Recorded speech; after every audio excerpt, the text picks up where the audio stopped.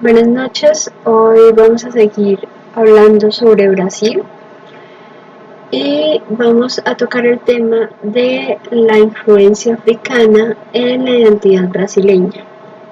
Bueno, para hablar de esto tenemos que empezar primero por hablar de los reinos africanos. ¿Qué pasaba en África en esos momentos? Bueno, África, al igual que en América, pues tenía una civilización, tenía bastantes avances, especialmente en la arquitectura, y pues el florecimiento de los reinos africanos se dio durante los siglos XI, XII y XIII. Después las relaciones entre Portugal y África fueron unas relaciones culturales y comerciales, en donde se intercambiaban pues los bienes y servicios, las culturas, había como una relación de reciprocidad. Mientras tanto en América, pues ustedes saben que llegaron los españoles, llegaron los portugueses y en Brasil estaban específicamente los portugueses y estaban interesados en las plantaciones de azúcar. Para esas plantaciones de azúcar o para explotar al máximo esa industria, pues esa plantación en ese momento necesitaba mano de obra. Pero resulta que los indígenas, como ya vimos antes, la población indígena fue diezmada demasiado por las enfermedades que trajeron los europeos y muchos de ellos también se escapaban a las montañas. Entonces no había tanta mano de obra que pudieron explotar, y más como la querían explotar, que era esclavizándolos. Y los indígenas de Brasil pues realmente no se dejaron, murieron o se fueron. Eran muy pocos indígenas los que se quedaron trabajando en esas plantaciones y apenas veían la oportunidad huían. Entonces, ¿qué pasó? Empezaron a esclavizar y a traer esclavos del África. Pero ¿por qué tenemos esa relación o por qué hacemos esa relación de tienen que ser los africanos negros los esclavos? Bueno, es que eso viene de más atrás, porque ya sabemos que lo de la esclavitud pues no se inventó porque tenían que ser negros africanos, sino ya otras poblaciones, otros imperios ya habían esclavizado a otros pueblos, especialmente por causa de las guerras. Llegaban, conquistaban y las poblaciones se convertían como en sus esclavos. Eso pasó, por ejemplo, con los incas y con los aztecas en América y con muchos pueblos en Europa, especialmente con los árabes. Los árabes tenían esa costumbre de esclavizar a los pueblos que conquistaban. Y entre los mismos reinos africanos, entre ellos mismos se ponían a pelear y el pueblo que quedaba derrotado era el que lo esclavizaban. Entonces como que ya había esclavos entre los africanos mismos, pero esos esclavos que existían eran temporales por causa de deudas o por las guerras. En algún momento ellos podían dejar de ser esclavos cuando pagaban esas deudas o cuando ya no eran de interés político en cuanto a las guerras. Ahora, cuando los portugueses empezaron a comprar estos esclavos y vieron que el negocio era lucrativo porque se llevaban muchos africanos para allá a las plantaciones de azúcar, pues los africanos que tenían esclavizados a otros africanos pues vieron que el negocio era como lucrativo y empezaron a hacer más guerras para tener más esclavos para vender. Y hasta ahí pues todo bien, menos para los esclavos. Pero en un tercer momento los portugueses dijeron, bueno, ¿y nosotros por qué tenemos que comprarle los esclavos a esta gente si nosotros mismos podemos llevar o esclavizar a través de nuestras propias conquistas o nuestra propia cacería? Porque ya era una cacería de africanos lo que hacían en África y los cazaban y se los llevaban. ¿Y qué pasó?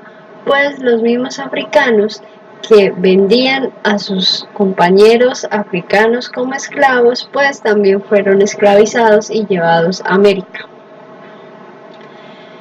Entonces, esta nueva esclavitud pasa de ser una esclavitud temporal a ser una esclavitud perpetua.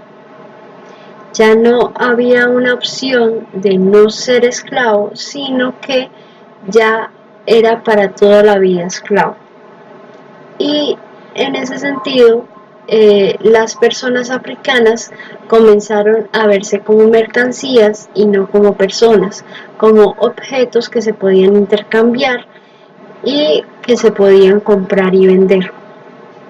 Entonces, como ya no eran ciertos pueblos o ciertas personas específicas que por causa de deudas o guerras habían caído en esa condición de esclavitud, sino que ahora el continente mismo era el que hacía que una persona fuera esclavo, pues empezaron a equiparar África con esclavitud. El africano no era persona, no tenía alma, no tenía derechos, simplemente era una mercancía que se podía comprar y vender. Ahora, entre más rentable era para los europeos, entre más mano de obra y más rentabilidad, más ganancias sacaran de esa explotación de los esclavos, pues peor les iba a los africanos. ¿Por qué? Porque más personas traían de África, más los explotaban, más los torturaban y pues la opresión que tenían sobre ellos pues era mayor. Ese secuestro y deportación, que es básicamente lo que es una esclavitud, es un secuestro y una deportación, lo que hubo en África, se dio o llegó a su destino en América del Norte, el Caribe, todo lo que conocemos como la zona andina, Colombia, Perú, Ecuador, Brasil, las Antillas y Francia. Por eso, si ustedes ven películas o han ido a Francia, pues hay una gran parte de la población que es negra, porque tiene unas raíces fuertes indígenas por esta esclavitud que se dio. En Brasil pasa lo mismo. En Brasil hay muchas personas negras, porque en Brasil fue uno de los mayores destinos de esclavos que hubo en toda América, porque fueron los portugueses como los que se encargaron en su mayoría de traer estos esclavos negros de África. ¿Y cómo los traían? Bueno, diseñaron unos barcos específicos para transportar esclavos en hacinamiento.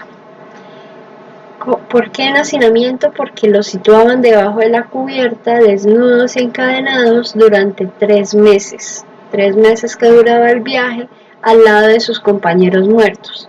¿Por qué muertos? Porque morían en el trayecto. O sea, imagínense este montón de personas, uno al lado del otro, todos desnudos y encadenados debajo de la cubierta, teniendo que aguantarse todo lo que pasa o todas las cosas que pueden necesitar un grupo de personas que está en hacinamiento, que está vomitando todo el tiempo, que necesita agua, que hace del baño, que muere y que simplemente lo dejan ahí. Entonces los que sobrevivían primero a ese viaje eran muy pocos. Y como morían tantos, empezaron a considerarlos mercancía perecedera. Ahora bien, ya sabemos que en América del Norte pues llegaron más bien familias, que eso del mestizaje no era mucho con ellos, pero los portugueses y los españoles eran otra cosa. Ellos empezaron con el mestizaje y ¿cómo hacían ese proceso de mestizaje? Pues por medio de la violación. Especialmente los hombres, al ver que las mujeres eran tan pocas y ellos estaban solos, pues tu mujer, yo hombre, la plantación sola, yo solo, tú sola y violación. A su vez, también como ellos ya no eran considerados personas, sino mercancías, pues tenían sobre ellos una propiedad no solo laboral, sino sexual. Y pues obviamente estas personas no tenían derecho a la familia. ¿Por qué? Porque si se casaban o surgían sentimientos entre los mismos africanos, pues era una cosa que no podía ser. Y si tenían hijos, todavía peor, porque en cualquier momento los podían separar, comprar y vender. Entonces realmente con una constitución de la familia era imposible. Esas personas, de todas maneras, pues tenían una resistencia física a estos maltratos. Empezaron a huir, fueron fugitivos llamados cimarrones, o simplemente se suicidaban o saboteaban las plantaciones. Como ellos trabajaban allá mismo, pues intentaban de alguna forma que sus dueños, sus captores, más bien sus secuestradores, no sacaran el mayor beneficio. Algo que se me olvidó decir era, bueno, ustedes se preguntarán, era todos unos reinos de África, estos negros que eran demasiados, ¿cómo lograron someterlos? Bueno, lo lograron someter a través de la tortura, el castigo y la humillación sistemática, masiva e institucionalizada. O sea, que todo el tiempo te estén torturando todos los días a la misma hora, que haya un castigo solo por mirar a cierto lugar, que todo el tiempo estén humillando, que no te dejen comer lo suficiente, que no te den la suficiente comida, que el espacio en donde estás sea muy reducido, pues, y que haya una ley como tal que diga que tú por ser negro y nacido en África tienes que ser esclavizado y no tienes alma, pues es una forma de sometimiento, fue la forma en que lograron someter a estos negros africanos ya en América, porque ya sabemos que todo empezó ellos mismos vendiendo a sus compañeros africanos.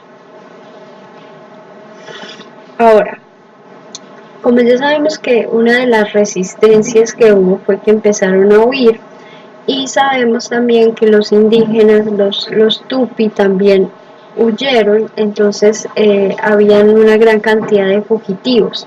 Los fugitivos negros de Brasil se llamaron cimarrones, y estos cimarrones llegaban a los quilombos. Estos quilombos fueron lugares creados por los esclavos fugitivos donde desarrollaban las comunidades y una forma de vida. Entonces, el quilombo más importante o más popular que existió se llamó el Quilombo de Palmares, que su líder fue Zumbi Palmares, y Zumbi fue como la cabeza y el símbolo de resistencia de los africanos, de los africanos en Brasil. Cuando lograron llegar los portugueses al Quilombo de Palmares después de más de 100 años de resistencia y derrotaron el quilombo, pues cortaron la cabeza de Zumbi y la mostraban como un símbolo de derrota, pero realmente él fue un símbolo de resistencia que siempre era como llevado por los africanos en esa lucha contra la esclavitud.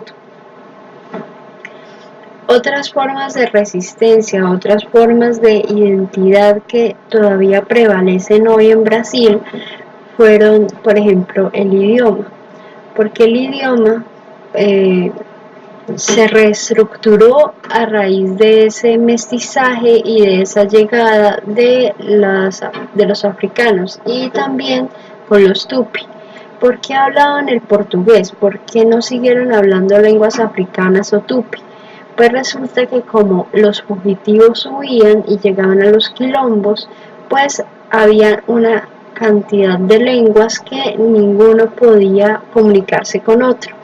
Y el idioma que tenían todos en común era el portugués, que lo habían aprendido para poder saber qué era lo que estaban hablando sus señores captores.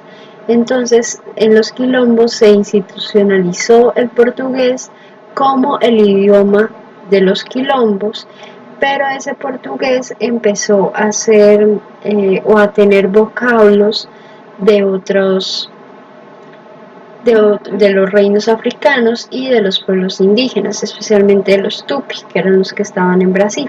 Entonces, por eso el portugués de Brasil es muy diferente al portugués de Portugal. Cuando hay ellos mismos, los brasileños y los portugueses, aunque hablan portugués, ellos mismos a veces no se entienden, porque las palabras son muy diferentes.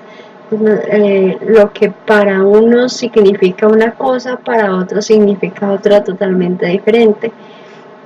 Es más, hay hasta cosas sexuales ahí que los brasileños hablan y los portugueses entienden como si fuera algo sexual, y bueno, eso es como material de chiste en Brasil. También se me olvidó decir que el quilombo de los Palmares se situó más o menos por Pernambuco, cerca de Bahía. Y en Salvador Bahía, pues es una ciudad muy turística, pero resulta que es como Cartagena, o sea, tiene como sus dos lados, el lado turístico y el lado, digamos, feíto de Cartagena. Allá pasa lo mismo, en Salvador Bahía está como el lado turístico y el otro lado, y ese otro lado es donde están los negros. ¿Y por qué hay tantos negros en Salvador Bahía? Pues porque era el quilombo de los Palmares, que tenían como toda esa zona de Pernambuco y Bahía, y pues sus hijos y su descendencia pues se quedó ahí, y por eso ellos son en su mayoría de raza negra. Bueno, otra cosa que todavía prevalece son las religiones.